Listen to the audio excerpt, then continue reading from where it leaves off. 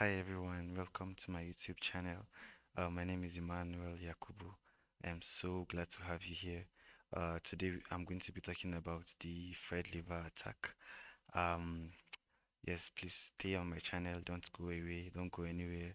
You're going to really enjoy this. And if you do enjoy it, please do well to hit the like button and subscribe to my YouTube channel. And if you have any feedback or any comments for me, you can do well by commenting in the comment section down below. Thank you. So without further ado, we are going to go to the main content of today's video. Yes, so the main journey of the fried liver attack begins after e4, e5, knight to f3, knight to c6.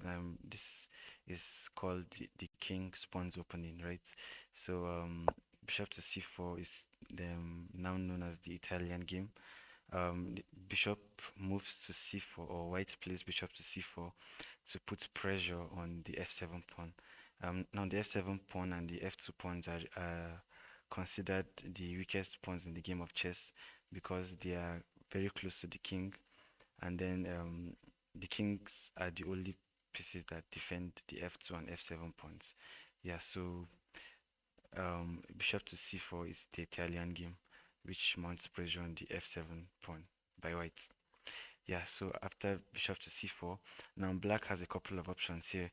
Black can play bishop to c5, leads to the which leads to the Giocopiano, right? And then black can play knight to f6, which leads to the two knights defense. Since we are looking at the fried liver attack, we are not going to move away from the track. We are going to the move that leads to the fried liver attack is knight to f6. So knight to f6. Now knight to f6, as you can see, it's attacks the pawn on e4. So white has many options here to defend the pawn. White can move knight to c3. White can move pawn to d3. White can move knight to g5. Yeah, so but the best move and the move we are going to be looking at in today's game is knight to g5. Yeah, so knight to g5. Now, as I mentioned earlier, white plays bishop to c4 to mount pressure on the f7 pawn. So knight to g5 does not only defend the pawn on e4, but it also helps white to mount pressure on the f7 pawn. Yeah. So now, if you look at this position, black cannot defend the pawn with their queen. Black cannot defend the pawn with any other piece again, apart from the queen. Yeah, so um, d4 is the best move to be played because by playing d4 um, you are blocking white's bishop from being the second piece attacking the pawn, right? So d4 is played. So in this position now, we're still moving towards the line of the fried liver attack, but when white plays bishop takes on d5, then white misses it. I mean, white is losing after bishop takes on d5. The best move is to take with the pawn. So I'm going to show you why bishop takes on d5 is not the best move. So after bishop takes on d5, um, bishop takes on d5, knight takes on d5, pawn takes on d5, queen takes on g5, pawn takes on c6, queen takes on g2, and yeah, rook to f3. Now, if you look at this position, black is dominating. Black is going to bring out its bishop to h3, black bishop to c5, or develop his bishop and castle, while white has a long way to castle because white can't castle king side, white can only castle queen side. Yeah, so this is to show you what is going to happen if you take with the bishop. Yeah, so the best move in this position is to take with the pawn. So if you reach this position with someone and the person plays knight to e5, then the person has probably studied the opening or the person is cheating. In most cases, the person knows the opening. Yeah, so knight to a5 is the best move.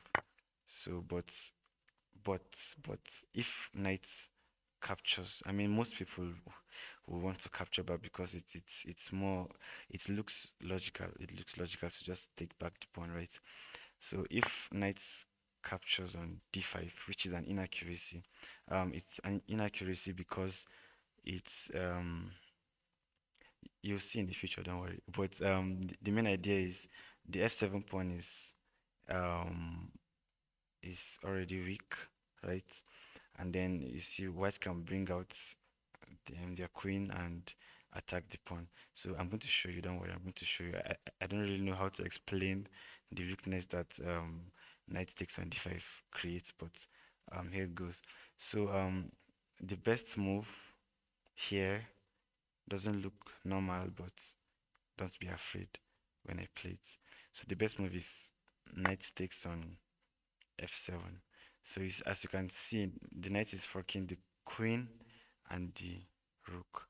So the king has to pick. If not, one of these two are going to be captured. Yeah, so the king is supposed to pick. Yeah. So let me just tell you that this position is not completely losing for white, for black rather. It's 0.7. That's what the computer says in this position. Yeah, but it's very difficult to play against this kind of. I mean, it's the computer that is saying 0.7, but it's difficult to play as a human being that we all are against this kind of positions. Yeah, so after king takes on f7, queen to f3, right? Queen to f3. That is the main idea. So now the king has just one good move, just one good move. That is king to e6.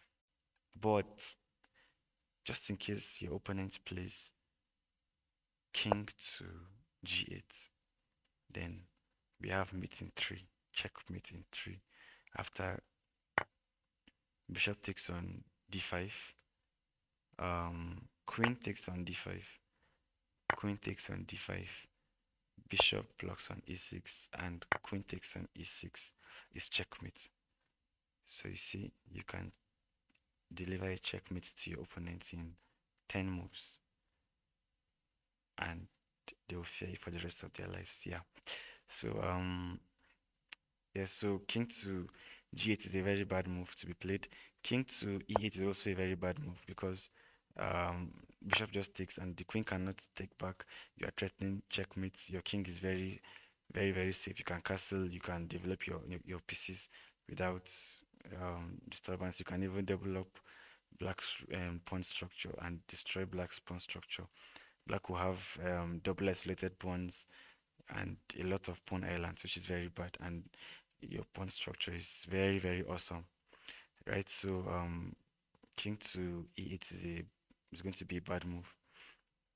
So the other option, apart from before I go to the main move, to the best move, queen to, some people play queen to d5, queen to f6, but it's not very good because bishop just takes and the king will have to shift and bishop takes, the queen takes,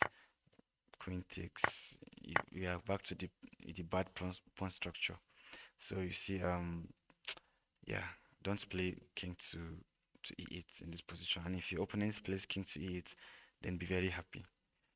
Yeah, so where were we? Where were we? We were here. So after queen to f3, the best move is king to e6, right? So you see now white is making black's king to come to the center, which is not very comfortable. Yeah, even though the computer is saying 0.6 now, but I mean it's the computer.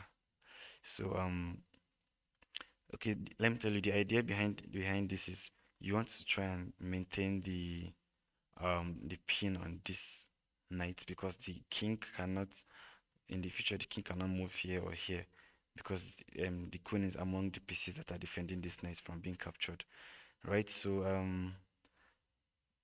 knight to c3 is the best move. Yes, you can see we are trying to maintain the pin on this knight. So if, for example, the king decides to move here, we have checkmate in 3 again. After queen takes on d5, so the king has only one square, which is e7. Then queen to f7 check. King has only one square, and the king to sorry, knight, not the queen now. The knight to e4. This is a very beautiful checkmate. Yeah, with a lot of pieces on the board. So king to e7 is also not a sorry, king to d6 is not a good move. So the best move, I'm telling you guys, nobody's going to reach up to this position and say play these moves unless they have crammed this stuff. So knight to b4 is the best move. Um, yeah, it's becoming uncomfortable for white, but I mean, after just defend, and then you're going to kick back the knight. You're going to still maintain pressure on this knight, and then in the future, I'm sure, black is going to crack in the future. Black is hardly going to even reach this position with black. Yeah. So that's it, guys. That is the Fred liver attack. Let me go back to a position where, yeah. So after, sorry, yes, instead of d4, black can decide to play bishop to c5. This is called a the Traxler counter attack, or the Traxler counter gambit. So I'm not going to be talking about that in this video. I am going to be talking about it in the next video. Yeah, so please stay tuned. Um, I'll be talking about the Traxler counter attack. Yeah, so this is basically the fried liver attack. So please play one or two games with your friends and analyze your moves so you become conversant with the opening. Yeah, so guys, this is it. This is actually my first YouTube video. So please do well to subscribe, do well to like my video, and I will be dropping a lot of more content about chess in the future. Yeah, so thank you very much. I will be talking about the Troxler counter attack very well in my next video. So yeah, thank you, and I will see you in the next one. Bye bye.